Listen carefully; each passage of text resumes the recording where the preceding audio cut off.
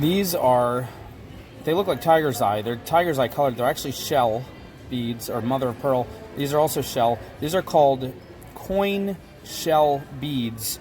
I think these are the 10 millimeter wide ones. You can find them if you order them online. This is a 6 millimeter bead.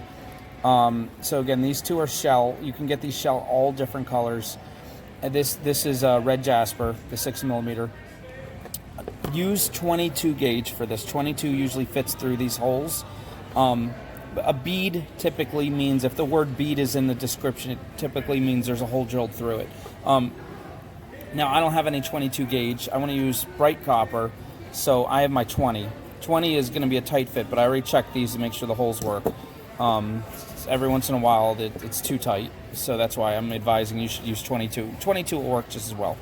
But let's get started. It'll take about foot and a half a meter, and start threading these guys on. Let's start with this one. Now I'll go over here.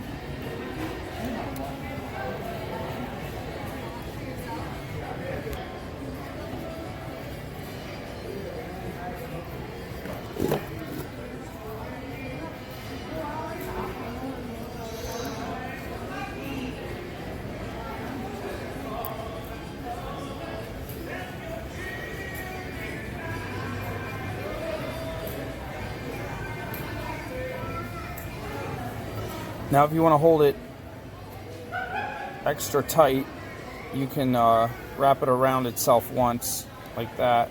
Get this out of the way. Just around itself one time like that. There you go. I think that flipped. I wanted this side. Right? Did I want that side? Oh, I'm starting to chip it. I better be careful. I'm just going to stick to this side. Alright, so make another little loop down here. People are like, what's that bottom loop for? Well, you might want to hang a charm on it later, although it's hard to find bright copper charms, but you might want to hang something, or it's just pretty, it's decorative, it's nice. And wrap that around too, around itself one time. Okay, so now we start at the bottom. We're going to give this, wrap this around. It just keeps spinning. Just hold still, you stay in one spot. There we go. And wrap this once around the diagonal, like that. Go in the crevice. This guy, because there's more surface space to play with, we're going to give him a little squiggle. We're press with our fingernail. Turn it all the way down this. Get him out of the way. Turn it all the way down this way. All the way, overshoot. And then come all the way back the other way. And you get like a nice little S-curve. I'm going to go even more. I'm going to bend it even more and give it like a little bit of a squiggly wave, right? And then, which I want to go across this top side. That gives, so it's actually still the diagonal. It just has the squiggle in there. And then we're going to come around again. I don't like this piece showing, so I'm going to try to cover that with my swirl down here. Fold that over. These are crossing. We're going to make our traditional swirl for the holidays. It's a traditional holiday swirl. It's also good for non-holidays. It's also good for those days that are neither holiday nor non-holiday, if that makes any sense. You had to think about that. Okay, so we swirled as much as we want, and there's not much room to do anything crazy. So now we're just going to come up to the top like this, and this is the face. We're going to wrap a scarf around him. Gently wrap the scarf. Oh, these strands keep trying to fold over each other. Just keep them side by side. Wrap the scarf, come around with the scarf. Stack it as the scarf wraps till it's come around. Two times around is good for me. You can go around as many times as you want. And then in the back, we're going to cut it halfway across the loop. Careful not to cut anything else. And careful not to shoot yourself in the face. I like to hold it when I cut it if possible.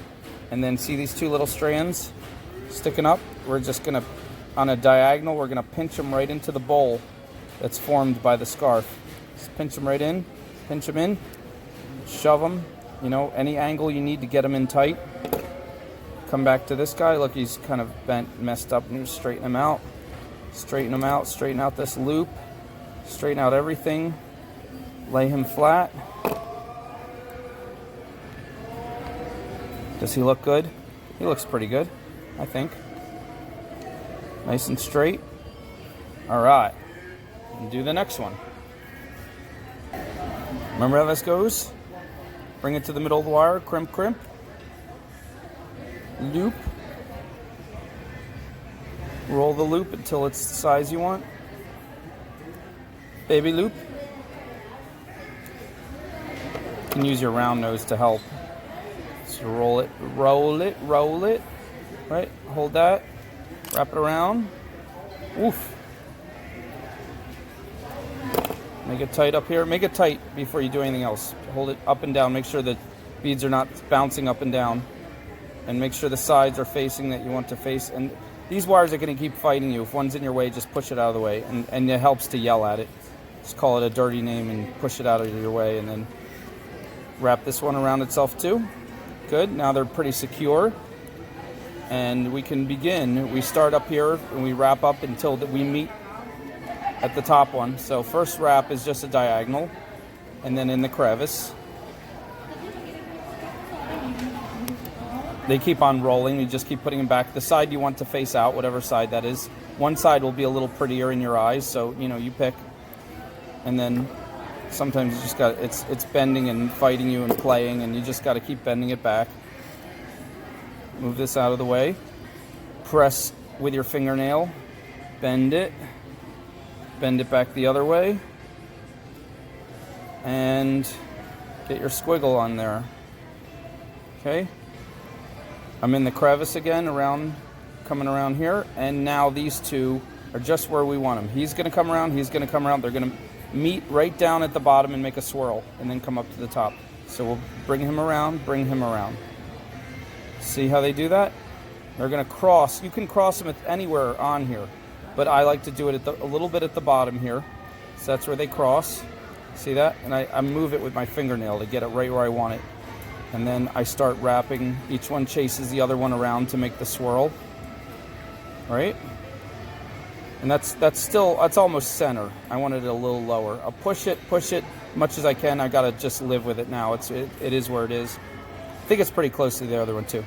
Keep messing, keep putting everything back. Everything keeps wanting to move out of place. Just keep putting it back. And wrap our scarf. See how fast that goes?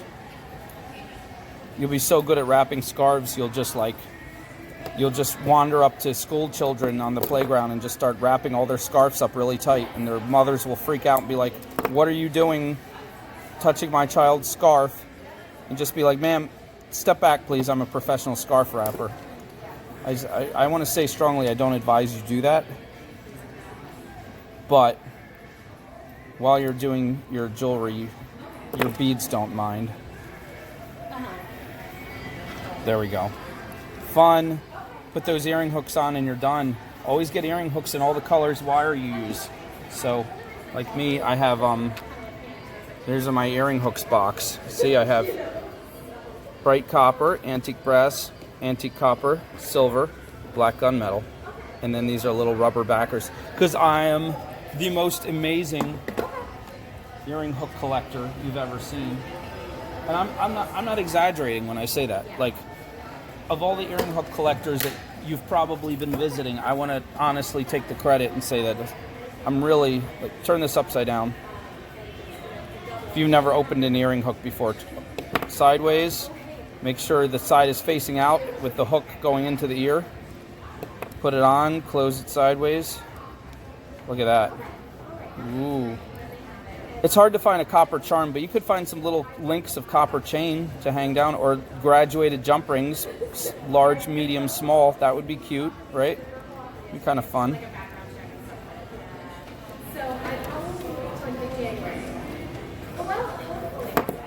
Oh yeah. Oh yeah. Beautiful.